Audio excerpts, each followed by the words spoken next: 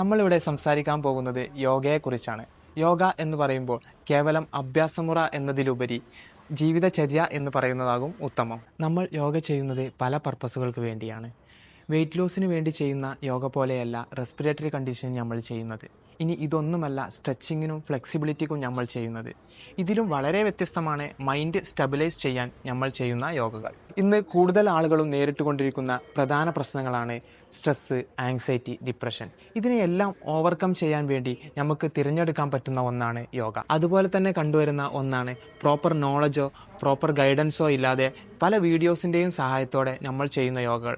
ഇത് വളരെ അപകടകരമായ രീതിയാണ്. ഒരു ഉദാഹരണം പറയുകയാണെങ്കിൽ ശീർഷാസനം പോലെയുള്ള ആസനങ്ങൾ എല്ലാവരും കരുതുന്നത് തലയും കുത്തി നിൽക്കുക എന്നുള്ളതാണ്. പക്ഷേ ഇത് കയ്യിലെ സ്ട്രെങ്ത് ഉപയോഗിച്ചിട്ടാണ് ചെയ്യുന്നത്. തല വെറും സപ്പോർട്ടിന് വേണ്ടി മാത്രമാണ് വെക്കുന്നത്. ഇതറിയാതെ തലയും കുത്തി നിന്നാൽ കഴുത്തിന്റെ ഡിസ്കിന് കംപ്രഷൻ വരികയും കഴുത്തുവേദന വരാനും ഇടയാക്കും. നിത്യജീവിതത്തിൽ യോഗയെ ഉൾപ്പെടുത്താൻ സാധിച്ചാൽ നമുക്കിടയിൽ കണ്ടുവരുന്ന ലൈഫ് സ്റ്റൈൽ ഡിസീസസിനെ ഒരു പരിധിവരെ നിയന്ത്രിക്കാം.